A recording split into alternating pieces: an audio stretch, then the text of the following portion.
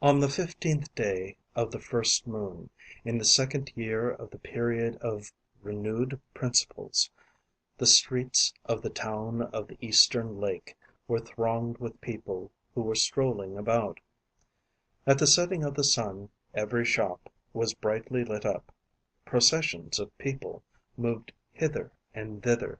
Strings of boys were carrying lanterns of every form and color. Whole families passed, every member of whom, young or old, small or big, was holding at the end of a thin bamboo the lighted image of a bird, an animal, or a flower. Richer ones, several together, were carrying enormous dragons whose luminous wings waved at every motion and whose glaring eyes rolled from right to left. It was the fête of the lanterns. A young man, clothed in a long pale green dress, allowed himself to be pushed about by the crowd. The passers by bowed to him. "How is my Lord Lee the peaceful?" The humble student thanks you. "And you, how are you?" "Very well, thanks to your happy influence." "Does the precious student soon pass his second literary examination?"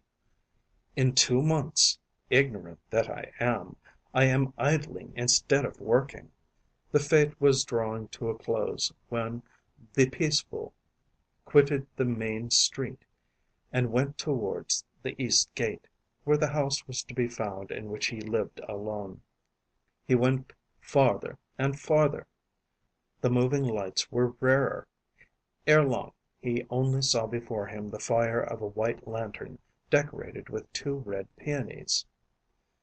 The paper globe was swinging to the steps of a tiny girl, clothed in the blue linen that only slaves wore. The light, behind, showed the elegant silhouette of another woman, this one covered with a long jacket made in a rich pink silk edged with purple. As the student drew nearer, the belated walker turned round, showing an oval face and big long eyes, wherein shone a bright speck, cruel and mysterious. Lee, the peaceful, slackened his pace, following the 2 strangers, whose small feet glided silently on the shining flagstones of the street. He was asking himself how he could begin a conversation, when the mistress turned round again, softly smiled, and in a low, rich voice said to him: "Is it not strange that in the advancing night we are following the same road?" "I owe it to the favor of Heaven," he at once replied, "for I am returning to the east gate. Otherwise I should never have dared to follow you." The conversation, once begun, continued as they walked side by side. The student learned that the pretty walker was called Double Peony, that she was the daughter of Judge Sue, that she lived out of the city in a garden planted with big trees, on the road to the lake. On arriving at his house, the peaceful insisted that his new friend should enter and take a cup of tea. She hesitated. Then the 2 young people pushed the door, crossed the small yard bordered right and left with walls covered with tiles, and disappeared in the house. The servant remained under the portal. Daylight was breaking when the young girl came out again, calling the servant, who was asleep. The next evening she came again, always accompanied by the slave bearing the white lantern with 2 red peonies. It was the same each day following. A neighbor who had watched these nocturnal visits was inquisitive enough to climb the wall which separated his yard from that of the lovers, and to wait, hidden, in the shade of the house. At the accustomed hour the street door, left ajar, opened to let in the visitors. Once in the courtyard, they were suddenly transformed. Their eyes became flaming and red, their faces grew pale, their teeth seemed to lengthen, an icy mist escaped from their lips. The neighbor did not see any more. Terrified, He let himself slide to the ground and ran to his inner room. The next morning he went to the student and told him what he had seen. The lover was paralyzed with fear. In order to reassure himself, he resolved to find out everything he could about his mistress. He at once went outside the ramparts, on the road to the lake, hoping to find the house of Judge Hsu. But at the place he had been told of there was no habitation. On the left a fallow plain, sown with tombs, went up to the hills. On the right cultivated fields extended as far as the lake. However, a small temple was hidden there under big trees. The student had given up all hope. He entered, notwithstanding, into the sacred enclosure, knowing that travelers stayed there sometimes for several weeks. In the first yard a bonze was passing in his red dress and shaven head. He stopped him. "Do you know Judge Hsu? He has a daughter." "Judge Hsu's daughter?" asked the priest, astonished. "Well, yes. But wait. I will show her to you." The peaceful felt his heart overflowing with joy. His beloved was living.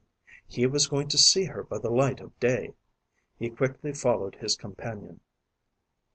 Passing the first court, they crossed a threshold and found themselves in a yard planted with high pine trees and bordered by a low pavilion. The bonze, passing in first, pushed a door, and, turning round, said, "Here is Judge Hsu's daughter." The others stopped, terrified. On a trestle a heavy black lacquered coffin bore this inscription in golden letters: "Coffin of double peony. Judge Hsu's daughter." On the wall was an unfolded painting representing the little maid. A white lantern decorated with two red peonies was hung over it. "Yes, she has been there for the last 2 years. Her parents, according to the rite, are waiting for a favorable day to bury her." The student silently turned on his heel and went back, not deigning to reply to the mocking bow of the priest. Evening arrived. He locked himself in, and covering his head with his blankets, he waited. Sleep came to him only at daybreak. But he could not cease to think of her whom he no longer saw. His heart beat as if to burst. When, in the street, he perceived the silhouette of a woman which reminded him of his friend. At last he was incapable of containing himself any longer. One evening he stationed himself behind the door. After a few minutes there was a knock. He opened the door. It was only the little maid. "My mistress is in tears. Why do you never open the door? I come every evening. If you will follow me, perhaps she will forgive you." The peaceful, blinded by love, started at once, walking by the light of the white lantern. The next day the neighbors, seeing that the student's door was open, and that his house was empty, made a declaration to the governor of the town. The police made an inquest. They collected the evidence of several people who had been watching the nightly visitors the student had received. The bonze of the temple outside the city walls came to say what he knew. The chief of the police went to the road leading to the lake. He crossed the threshold of the little edifice, passed the first yard, and at last opened the door of the pavilion. Everything was in order, but under the lid of the heavy coffin one could see the corner of the long green dress of the student. In order to do away with evil influences, there was a solemn funeral.